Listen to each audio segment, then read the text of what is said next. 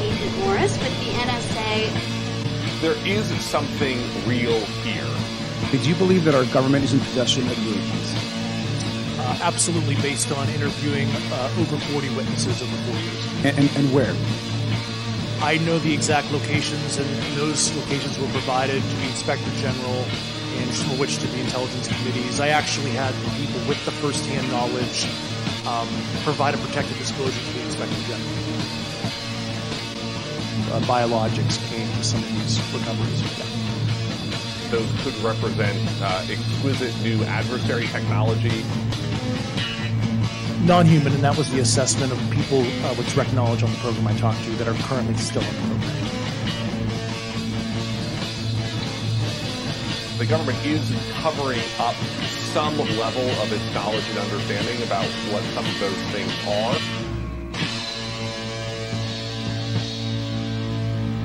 The Sol Foundation, which just announced a new initiative for UFO research and policy. It's nuts, man. I mean, we're just small-town buds who saw a UFO in the woods. I mean, now we're hanging out with the government. Wow. What floor were you guys on? Good evening, everybody. This is Smiles Lewis, and you are tuned into another live edition of Anomaly-NOW, straight out of Austin, Texas.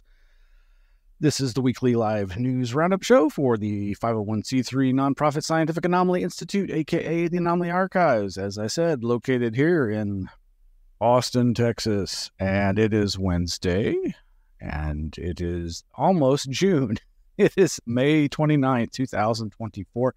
Thank you for tuning in live, or thank you for listening to the rebroadcast. You can like and subscribe, hit that notification bell. You can subscribe to our audio-only version of the podcast via Spreaker.com or your favorite podcast outlets, Spotify, all those other ones.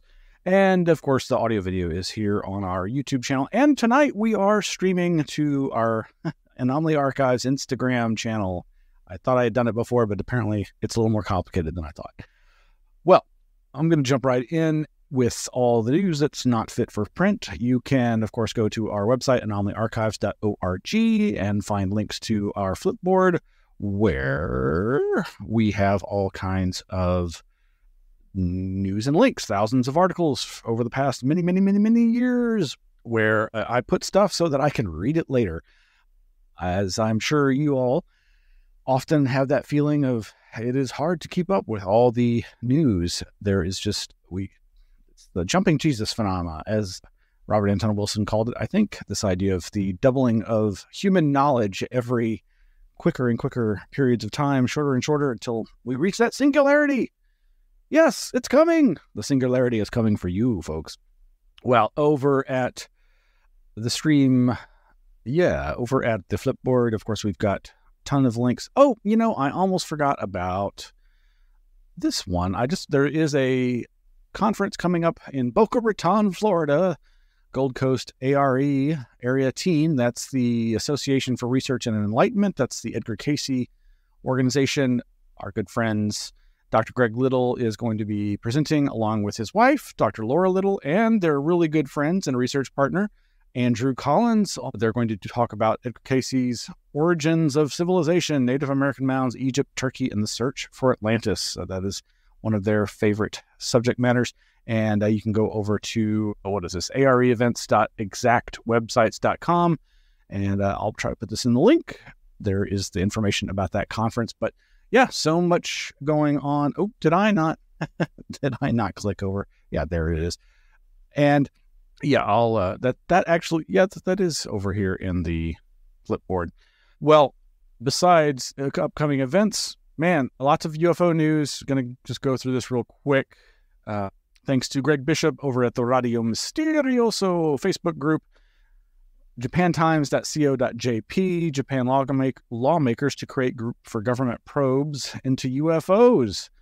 Not a long article, just in making an announcement. Apparently, Japanese lawmakers met on Tuesday to create a nonpartisan group that will ask the government to establish an organization for investigating unidentified UAP, blah, blah, blah, blah. Lawmaker group will be chaired by Yasukazu Hamada, parliamentary affairs leader of the ruling Liberal Democratic Party, former environmental former Environment Minister Shinjiro Koizumi, also from the LDP, will serve as Secretary General. The group will hold its founding general meeting on June 6 after Tuesday's recent preparatory meeting, which was held in Parliament. U.S. government has created a specialized organization in the Defense Department to probe UAP. The lawmaker group will urge the government to gather and analyze information on UAP, pursue cooperation with Washington by forming a counterpart organization. Really curious if we'll see anything significant from this. Obviously, Japan is a significant ally of the United States ever since World War II's end. And I really wonder how concerted of an effort this might be behind the scenes. I would say that there has always been a significant Japanese contingent of UFO interested folks.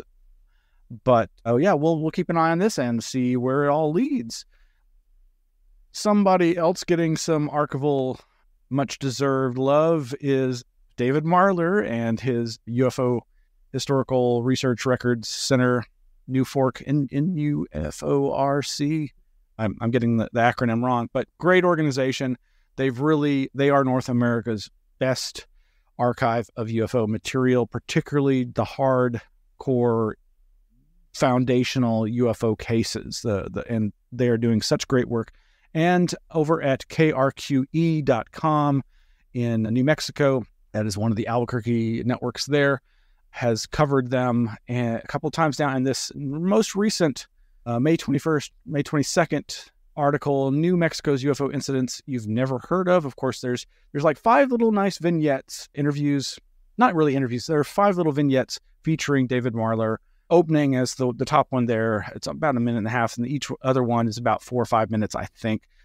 And he opens by saying, of course, people think about Roswell when they think of New Mexico and UFOs, but there's so much more to the UFO scene there. And he goes into brief descriptions of a couple of different incidents that they've investigated, including the 1957 Albuquerque radar incident, where, quote, the object actually violated the base perimeter at Kirtland Air Force Base, and 2 seasoned personnel were observing the object from the control tower at Kirtland with binoculars.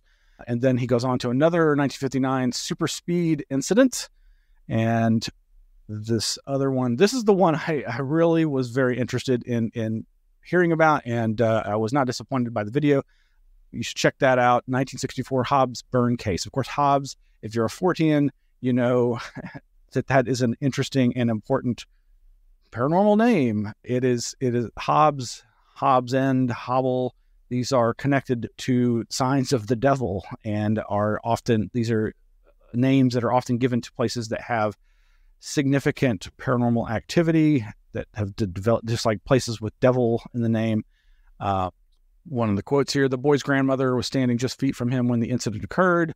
What they both described was seeing this black top-shaped object that hovered over a nearby building, and he looked at it, and he stood up, and he moved to the left, and the object mimicked his maneuver, and it moved to the left, and he hovered.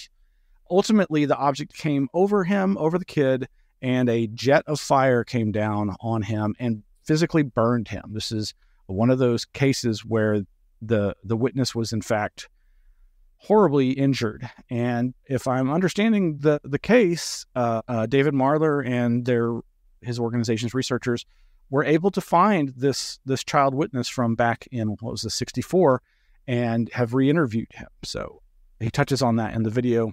And then there's another one, the 1950 Farmington incident. Anyway, these are all little great vignettes. I highly recommend you go over to krqe.com and check out these vignettes featuring David Marler.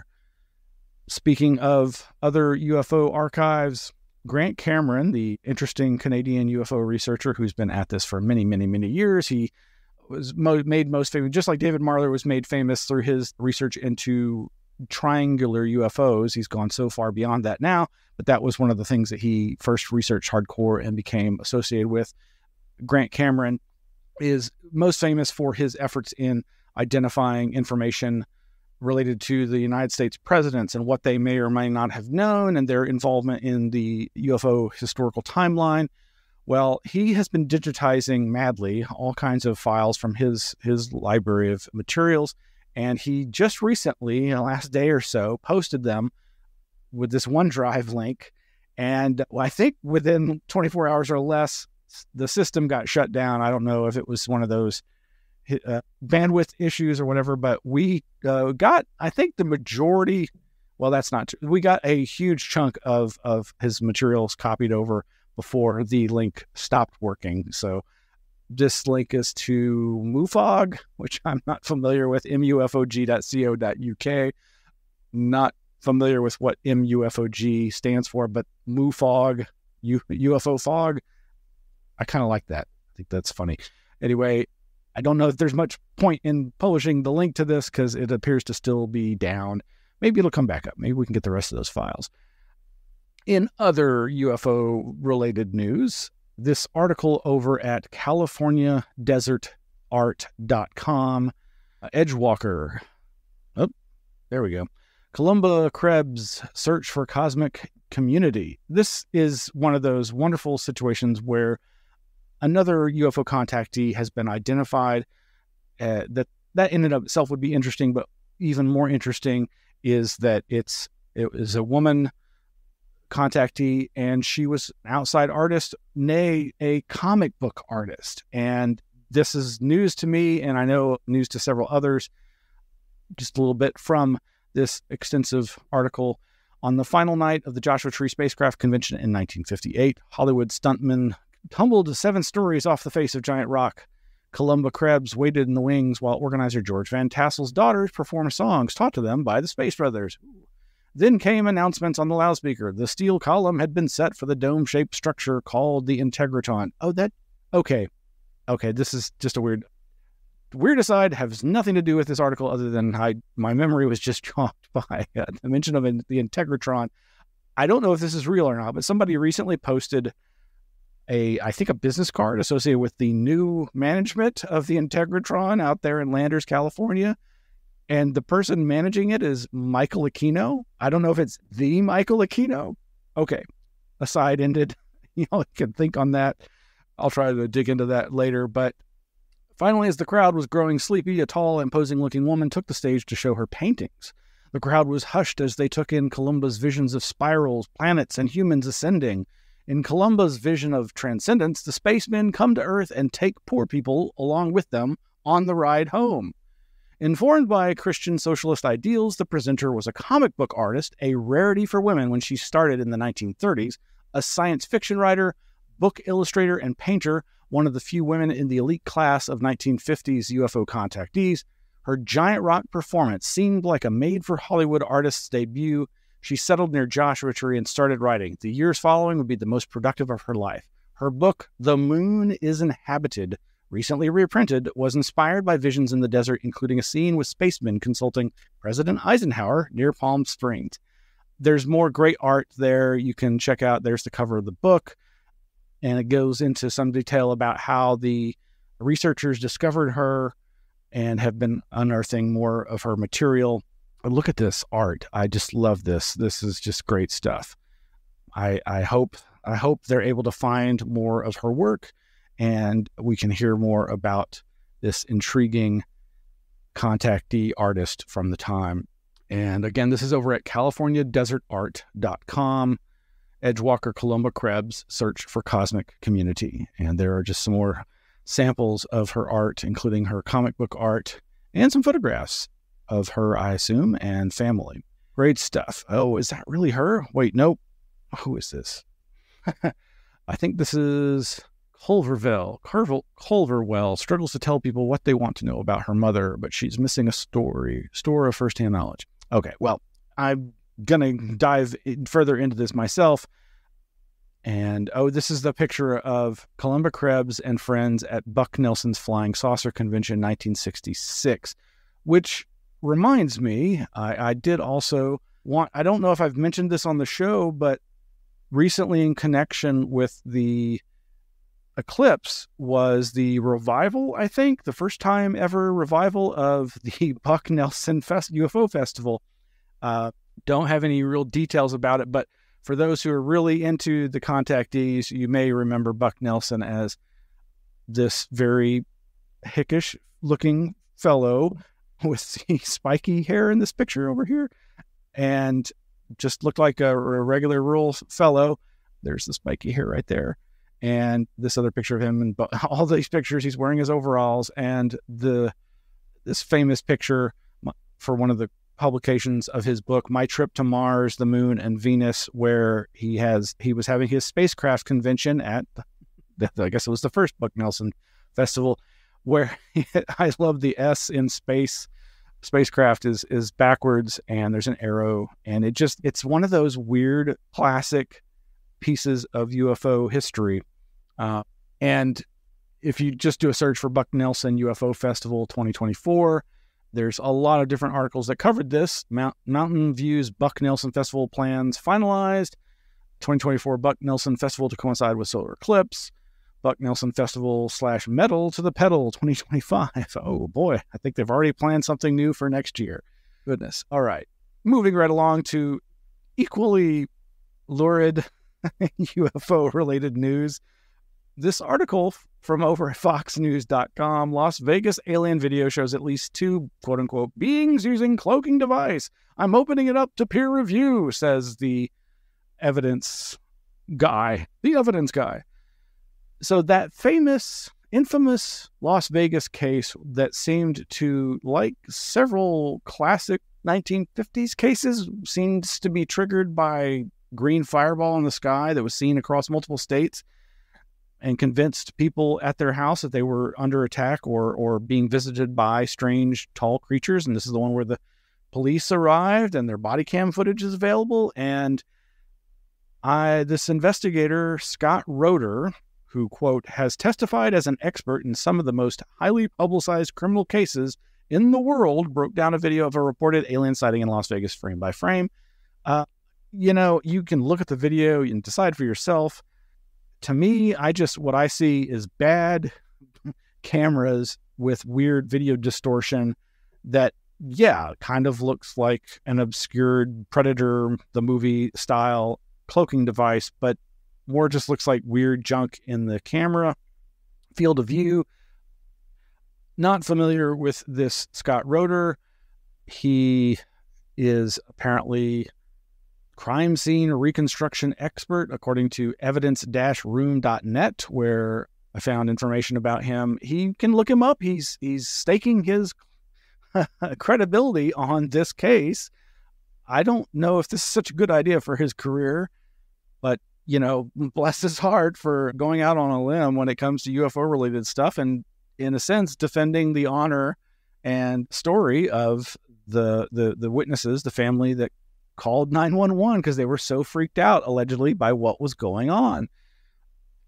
Over at foxnews.com. And there's a previous article related to this as well from this past month that is more of this fellow talking about his belief that this is significant, and the idea of offering it up to peer review. Well, okay, I think he's just trying to say somebody else somebody with forensic abilities look at this and tell me I'm not crazy.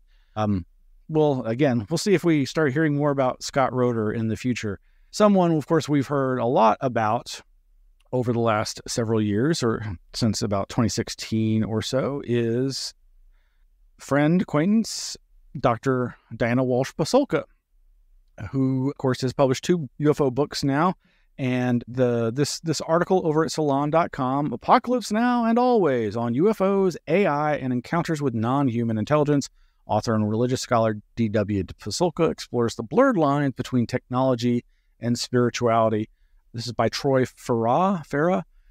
And it's basically a print interview that's also a review of the book. Obviously, this person, the writer, has read the book and is interviewing her about the contents of it. I do recommend this book, and it's not necessarily like a comprehensive overview of the UFO phenomena from all the important angles, but from her perspective as a religious professor, religious scholar, religious studies effort, I think she's hit another one out of the ballpark, while also stirring up a lot of controversy and questions. But I haven't really had the chance to dig into this interview yet, but it's a decent length. And of course, it says it's been edited for length and clarity. That's over at salon.com. And we've already, sung her praises. We'll have more from Diana in the future, I suspect. Meanwhile, in some non-UFO related news, this one is so awesome, good, amazing. Over at singular14.com, Big Cat DNA publicly confirmed for first time in United Kingdom. Now, we Forteans, Anomalous, we love our acronyms. We prefer UFO over UAP, this personal one. But big black cats, I'm not going to say the acronym, but there's so many different weird phenomena that stray into the realms of cryptozoology, and big black cats or mystery felines, out-of-place felines, are one that has, of course, intrigued me and many others. This one is pretty significant. They apparently have had some DNA samples found on a sheep carcass, if I'm remembering correctly. Let's see. DNA was reportedly found on a sheep carcass discovered by Cumbrian resident Sharon Larkin Snowden in an undisclosed location in October of last year. Larkin Snowden said the sheep carcass was fresh when she found it and that she had interrupted whatever had been feeding on it since the animal took off running towards a stone wall before disappearing over it. Quote, I assumed at first it was a sheepdog, but then I did a double take and realized it was a black cat, she said on Rick Minter's Big Cat Conversations podcast. Quote, it was big, the size of a German Shepherd dog. DNA analysis performed by Professor Robin Alibi at a laboratory at the University of Warwick confirmed Minter's suspicion, showing that the DNA belongs to an animal in the Panthera genus, probably a leopard. There's a link to this BBC Wildlife article. Nope, I didn't open that one, but this all links over to the forensic website of warwick.ac.uk, School of Life Sciences, forensic test for canids and big cats. And yeah, check it out. We'll see. This has been a belief among Forteans, cryptozoologists for a long time. Never sure whether this is just misidentifications like so many other phenomena or actually evidence of a, presumably breeding population, even though it seems hard to believe, but isn't all this stuff. That's why it's anomalous. Okay, well, we are in weird times, but you knew that already. Go over to gizmodo.com and, it's really weird when you're listening to the radio and you hear ads for hallucination-free AI searches and whatnot. But as the headline says, Google search is now a giant hallucination. Google rolled out AI overviews across the United States this month, exposing its flagship product to the hallucinations of large language models. What can you say other than we live in interesting, bizarro times where tech companies, in their rush to roll out the latest AI-powered technologies, are feeding the misinformation, disinformation world ecosystem through hallucinating AI. All this basically amounts to is, yes, you ask the best AI a question and it's garbage in, garbage out. And so if it's digested enough BS, enough horse hockey, it's going to mix all that in and it's going to have a hard time differentiating. And then it gets into like, well, how do you program it to be discerning? How do you train something that's not even, as far as we know, conscious or a child level of intelligence, how to be discerning and judge whether something is likely to be true or not? That's something we run into as a problem all the time. And again, that's over at gizmodo.com. Now, this headline over at theguardian.com, shame and betrayal, sexual abuse within the spiritual healing industry comes to light. Scandalous behavior that has dogged the Catholic Church is becoming increasingly common in shamanic healing circles. Now, to me, this is so much more widespread than people want to believe, and it's obviously made more dangerous, I suppose, by the involvement of drugs.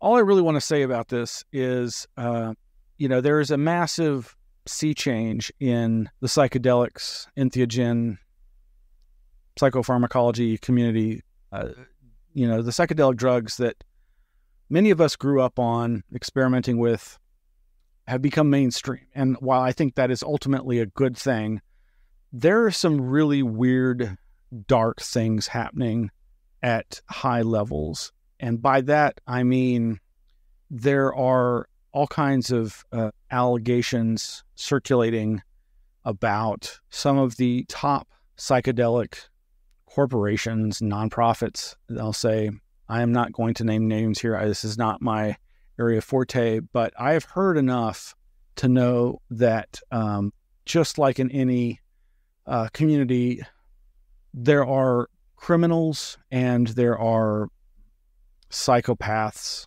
sociopaths, criminally minded, or just messed up in the head people who are going to gravitate to circumstances where they can exert power and influence over others that they find some kind of sick, twisted pleasure in sexually dominating. But just be careful out there. And this article particularly focuses on the ayahuasca, spirit vine oriented shamanic therapies that are so vogue now. But I'd suggest a few searches about other larger organizations with similar problems. Back to the animal kingdom. We're all just animals, right? Some of us more animalistic than others. LiveScience.com headline, Crows Can Count Out Loud, Startling Study Reveals. Whoa, okay. This says this is the first time an animal other than humans has been seen performing the feat of vocal numeracy. And no, this video does not show that as far as I'm aware, but there's a link to the article over in Science where you can find out more about the deets on this study that basically trained crows to verbalize and respond to numeric symbols and to vocalize, I guess, a number of times. I don't think they're actually saying the numbers. I think they're vocalizing the number of times. But it says here, producing a specific number of vocalizations with purpose requires a sophisticated combination of numerical abilities and vocal control, the researchers wrote in the study. Quote, our results demonstrate that crows can flexibly and deliberately produce an instructed number of vocalizations by using the, quote, approximate number system, a non-symbolic number estimation system shared by humans and animals. Again, you can find more about this over at science.org, whereas this article I was just reading from is from livescience.com. And, I think that's it. That's all I had. There's a ton more links over at the Flipboard. Thank you for joining us. Good night. Good night.